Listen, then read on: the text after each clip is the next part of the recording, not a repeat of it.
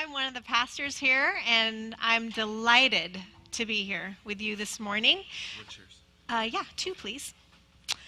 If you are new with us or if you're visiting us today, we want to welcome you especially. And we are a community that places a really high value on hospitality. We think that everyone is welcome at the table of Jesus, and so we try our best to emulate the same thing as in the ways that we do community. And so we practice that by every week we receive communion here together as a way of coming to Jesus' table, knowing that we're fully loved and fully welcome exactly as we are.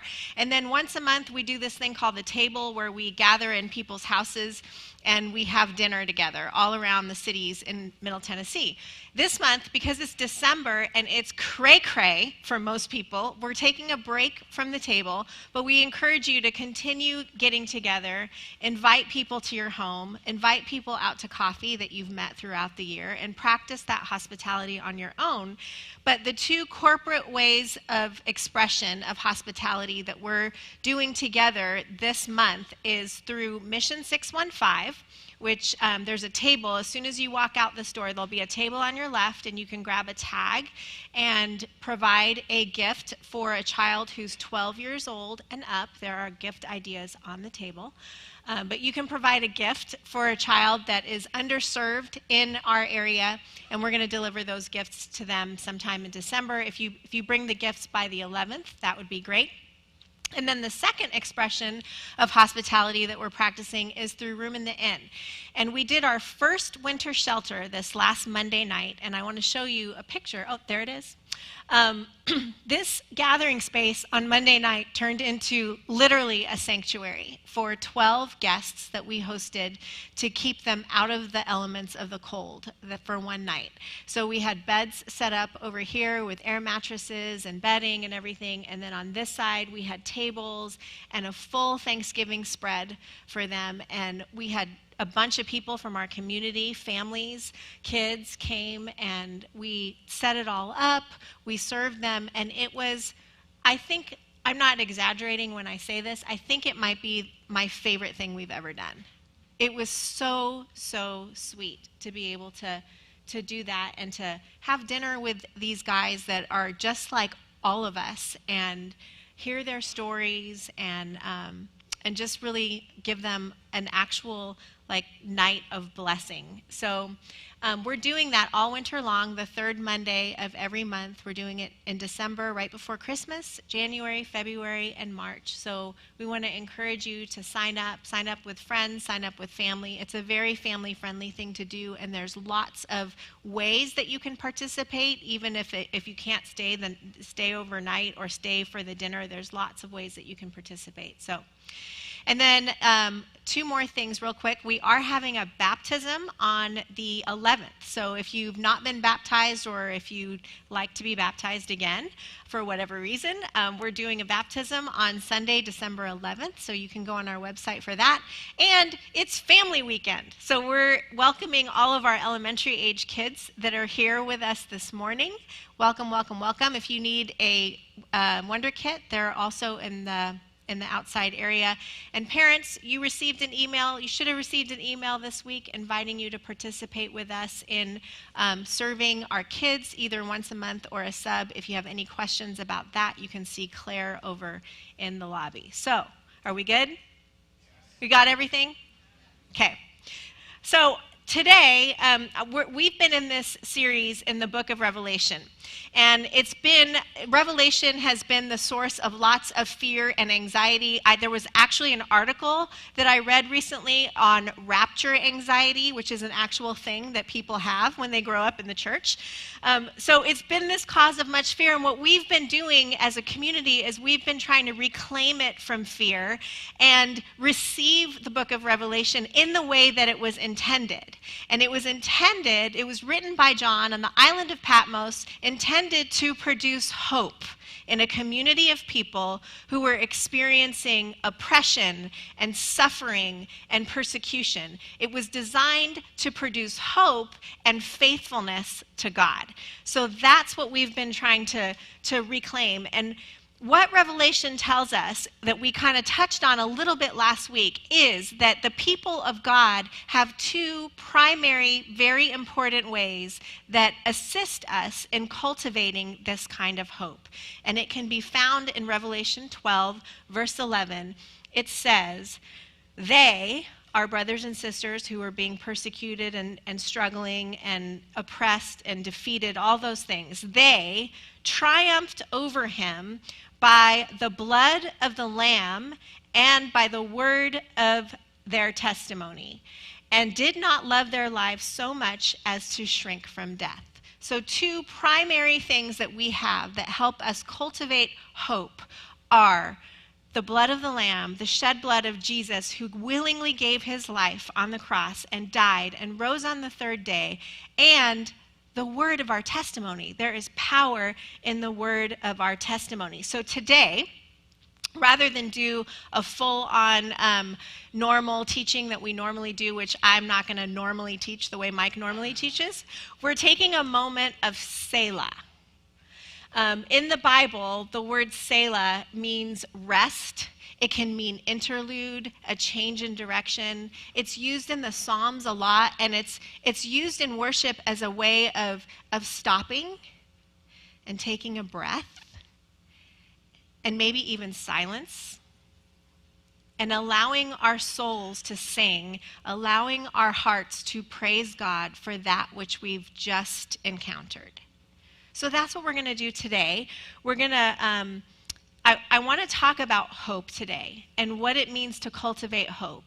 And I'd like to talk about that for a few minutes because I think for some of us, we might need to frame it or reframe it differently than the way we normally think of hope.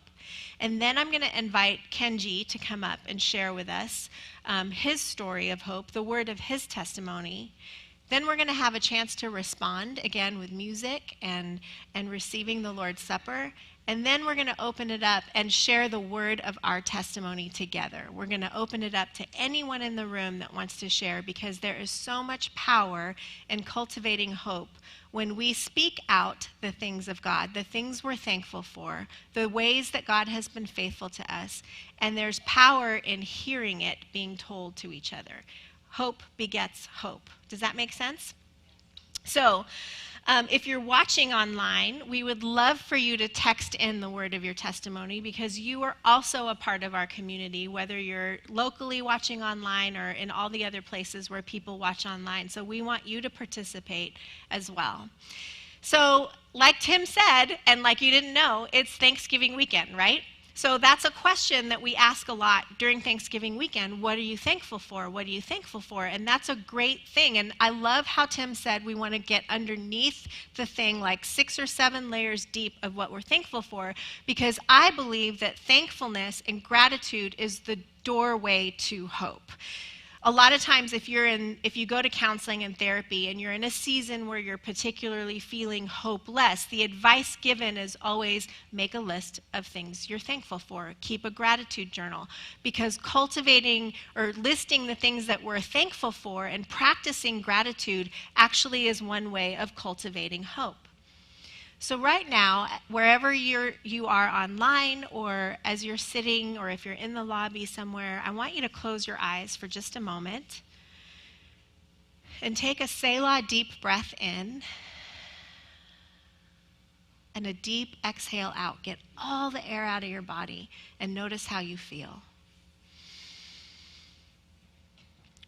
When you think of hope, what comes to mind?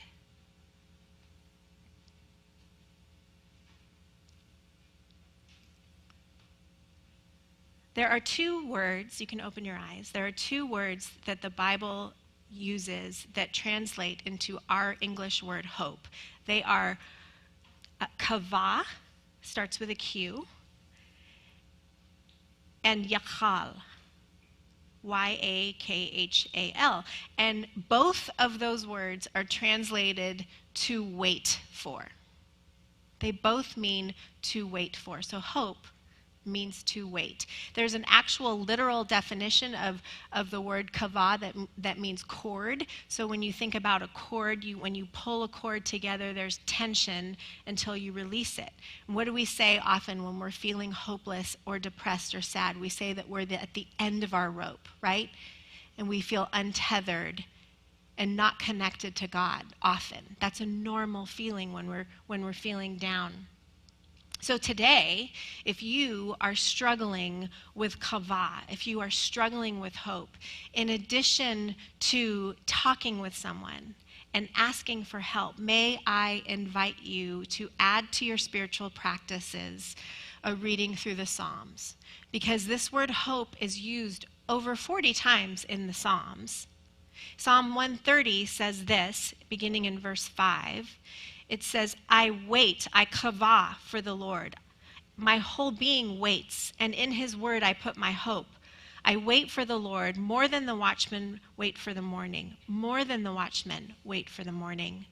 Israel, all of us, put your hope in the Lord, for with the Lord is unfailing love, and with him is full redemption. Hope implies waiting. And it implies patience, right? Think about times where you have felt hopeful. When we're feeling hopeful, we're anticipating a better future than what we're experiencing now in the present. Or maybe when you have felt hopeless, we are doubtful or reluctant to believe that which we are expecting will actually be fulfilled. So if you've been with us the last few weeks, we're beginning to understand that the book of Revelation is meant to cultivate hope and faithfulness to Jesus. And it's in our anticipation of his return and setting things right again that we're meant to place that emphasis on him and not on our circumstances. So the Bible Project, if you ever go on the Bible Project, they have lots of really great videos and teachings on the Bible. And this is what they say about hope. Hope is different from optimism. I think a lot of times when we think about hope, we think about optimism. Optimism, bless you, is choosing to believe your circumstances will work out for the best. Biblical hope recognizes that there's no evidence that things are going to get better, but you choose to hope anyway. Hope isn't focused on circumstances.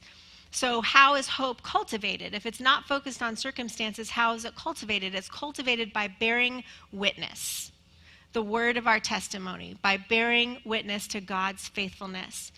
Lamentations tells it to us this way in chapter 3, verse 19. I remember my affliction and my wandering, the bitterness and the gall, I will remember them, and my soul is downcast within me. Yet this I call to mind. Hope calls to mind. This I call to mind, and therefore I have hope. Because of the Lord's great love, we are not consumed, for his compassions never fail. They are new every morning. Great is your faithfulness. I say to myself, the Lord is my portion, therefore I will wait for him. This kind of hope, this kind of waiting is not something that just happens passively. Our hope is in Jesus and his sufficiency, and we are invited to cultivate hope with Jesus in ourselves for the sake of others. When you look at hope in the Bible in all different and lots of different places, it's usually attached to some kind of action. Romans 12:12, be joyful in hope.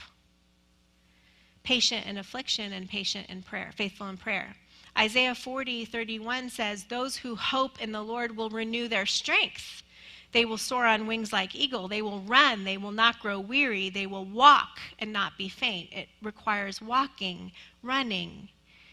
Hebrews 10:23 says, let us hold unswervingly to the hope we profess, for he who promised is faithful. So, how do we hold on to hope? What is the word of our testimony? The question that we have today is, how has God been faithful to you? And I think by sharing that, how have you experienced God's faithfulness? By sharing that with each other, we can help cultivate hope among us today. Today is also the first Sunday of Advent. And if you're a person who practices Advent in your spiritual practices, the focus of the first Sunday of Advent is hope. And it's the hope fulfilled in the coming of Jesus and his birth over 2,000 years ago. And it's the hope that he's coming again to set things right and well with us. And so today we have hope and we cultivate hope. I want to invite Kenji up here. Kenji's been a part of our community now for a year, him and Jen. And you need the microphone. Kenji and his family have been coming for over a year, I would say, and they have cute little kids. Kenji is... I'm holding one of his toys. I need it. I need it. If you've not been to Soy Bistro, you should go to Soy Bistro for sure. For sure. That's not what this is for, but it is really good, and we love food in this church, so it's a thing. But I wanted Kenji to share with us this morning because he's the kind of person that exudes hope. And even though life's been really hard for you in the last few years, Yes, there's still something about you that really has cultivated hope in me and those of us who have become friends with you. So why don't you tell everyone just briefly what this year has been like for you?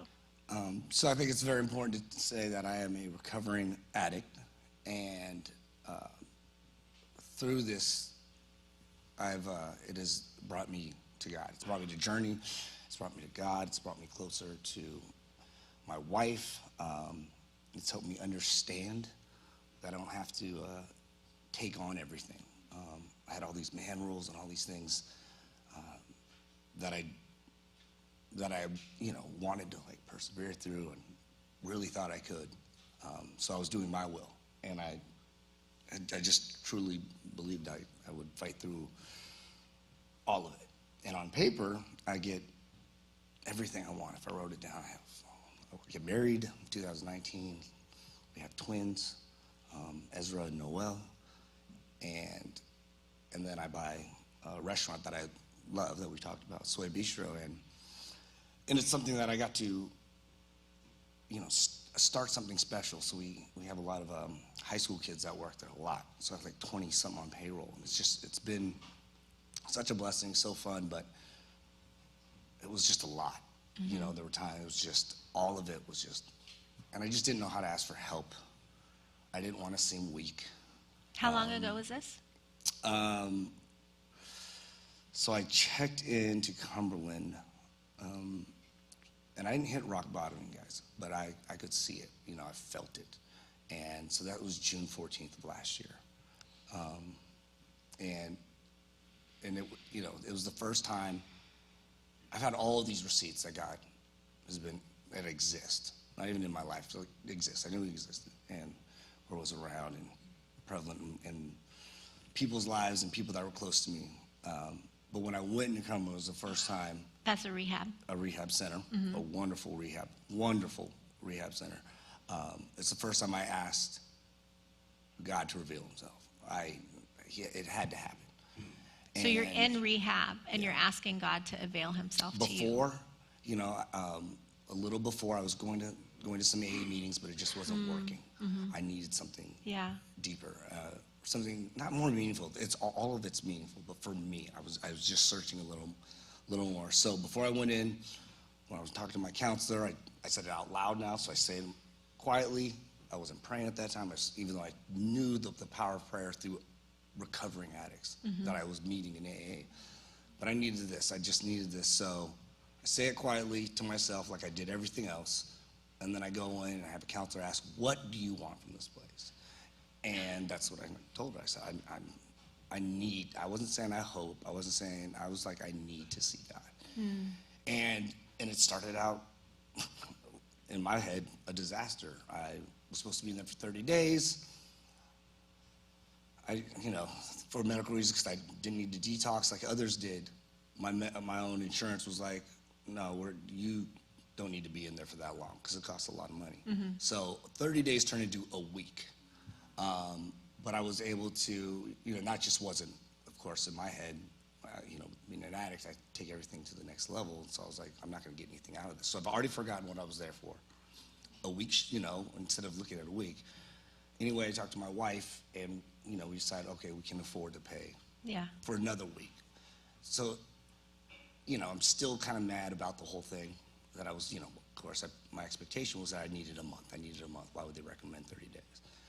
And I get the whole thing. I'm very, going into that, I prejudge everything. I kind of look at people and size them up, and go into the auditorium, kind of like this, and people are naming off their groups, their houses. There's 4 in there, and I'm going to be assigned to one of them. And so I see this one house, doing it, and I'm just like, I can't be a part of that one. A lot of younger, like just stuff. I was like, people not like you. Right. That's it. That is exactly it. That I thought were like me. That's what I thought. On the appearance, so, and of course, I get put in that house. That's the house. I get put in that house.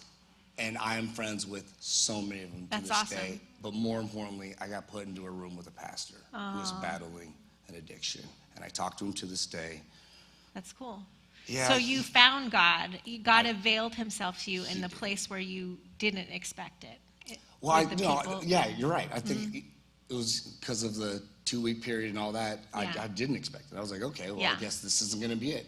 Yeah. And so it felt like a bummer to me. But I'll tell you, when he started revealing what he's done for me, if I would just open my eyes with new lenses and just look and take it in, I took that 14 days and said, I'm going to get the most out of this. Yeah. And what I noticed was, for some that are in there, 30 days isn't enough, or 30 days seems almost like too repetitive for them. And so for these 14 days, I got to just soak it all in, and I walked out having a better understanding of all the options I had. Yeah. And, to this day, I'm taking full advantage. But with that, it's brought me to Journey. I was coming here before the renovation, and I was just coming here to be seen. Yeah. I knew there were guests from Soy. I'm not gonna lie. I came here to be seen and schmoozing it up. I have imposter syndrome. That's why it's so hard for me to be up here now. I don't feel like an imposter, but I know it too well. Yeah. I know what imposter syndrome feels like. I know. Well, okay, so this was a year ago, rehab for 14 days, and you still, we talked about this last week, if I ask the question just simple, what are you hoping for? It's really easy every day to say, I hope I stay sober, right? 100%. But there's more to it than that, right? Oh, way more. So talk about that a little bit with us. What are you hoping for? Yeah, so when you presented it, I had to break it down in my mind, because I was like, well, it sounds so, and I'm trying to get away from this, individualistic. I was like, I hope I stay sober. I hope, which more sounds like a big kid doing a wish, or and it's been more than that. And I do it when I write them on papers and have you guys pray for it. But it's because hope's different, because I'm doing it with Jesus now. Yeah. I'm not alone when I ask, so I don't necessarily say I hope I stay sober today. Which isn't a bad thing. No, of course not. But there's got to be, for me especially, there has to be more to it. So it's what has led me to needing to abuse things to get out of my own skin, to, get out of my own mind. Well, it's the wrestling I do. Prejudging people, expectations, not thinking I'm good enough. Yeah. Imposter syndrome, all these things. So now I ask them in a deeper way, I hope I can recognize. I hope I can see you for who you are. Yeah. I hope I can. So hope is more about presence for you right now. Definitely. And because he's present in my life. So it's not just me saying it anymore. It's knowing that I'm doing it with, or he's doing it with me. So how have you experienced his faithfulness to you in that hope? Coming out of Cumberland, again, I still had all these judgments, but from last year of June, finding a home group for AA, finding a sponsor that preaches God, and is just very, very present when I need him. This church, huge. Timmons, like the table, you got to do it. If you haven't done it, it's so important. But he invited me to join because two people just, I think they got sick, they fell out anyway, and it's just one of those things, everything just kept lining up. Like, so God's faithfulness asked my wife and me to be there. Yeah. We could easily have said, we're just uncomfortable, and Yeah. it was so new, everything was so new. But we're there, and we've met good, people I say hi to here. But I got Tim opened up. I thought Tim was perfect, and he's telling me how he's wrestling. Not. Oh, I know it now. I so know it now. But there's no doubt how good of a person he is. And so he was saying just how honest he was about, like, I'm 90% sure God is for me. And that's just an honest, like, I'd never heard that before. And then coming here and hearing Mike talk, hearing Kevin talk, having you share this openness. I'm not kidding, man. I listen to these podcasts, though. I've gone, chronological order, those help me. You're the dear listener. I am. I'm not kidding. I know more than I should know, but it's great because the way you guys present it has opened up my heart and made it easier for me to get to know you instead of just thinking a church as like a four-wall, you know what I mean, where people gather. I now see a church as a fellowship. So faith means something different to me, right? It's not individualistic. I'm faithful because of you guys. Yeah. I'm faithful because of this church. Seeing your presence every day. The one I told my wife about that she wasn't able to make was when I think Jen Radler from Kenya. And I was like, I go home and I was like, we got to buy this book. Like all of it. That I've never seen something like this. I've seen it in AA, but I hadn't seen it at a church. And at that point, my wife and I had been kind of bouncing around churches. So what I hear are three things. I hear to the question, what's giving you hope, and how have you experienced God's faithfulness? I heard you say making yourself available to God, 100%. Asking God to avail Himself to you, right? So presence. Yes. And which includes prayer. I would, feel uncomfortable. I'd pray. My wife prays, every night, and I was, I'd find times to do it, but it's now a daily routine, and I love it. And community. Definitely community. Like recognizing. Being with people. 100%. Being with people that normally I wouldn't say. I wouldn't say hi to, but I just. Yeah, and I so don't think that's they the want to say third hi to thing. me. But that's the third thing. That's honesty, right? Showing up as who you are. Yes. And like what you experienced at Tim's table was honesty. 100%. Right? And 100%. showing up true. It all has. Knowing that you're loved. I feel very loved. I do. I feel very loved. So good. I still wrestle with a lot of things, but I know, I like myself a lot today. Yeah. And that helps. Like, I can't just say I love myself today because this is still so new, you guys. So I kind of still, I don't feel like an imposter. I know this is real. I could talk all day about God, but I think right now, what I love is how you just said, hope is to wait. Yeah. A lot of times when I would say I hope for something, I had an expectation and a timetable for it. Mm-hmm. So when you're saying wait, you can actually see the beauty when you just sit back and wait for something. If you really believe, if you're really asking Jesus to, for what you're hoping for. Yeah. Like really asking, not just, then the waiting period is actually vital. Yeah.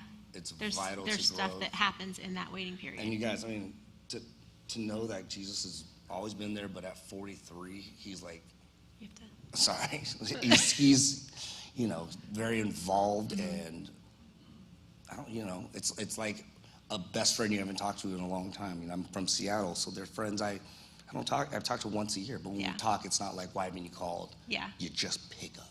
That's awesome. Where you left off. Thank you, Kenji. Yeah. Can we give Kenji a hand? You can hold that. I gotta do this again? No, you're gonna run it later. At 11? Yeah.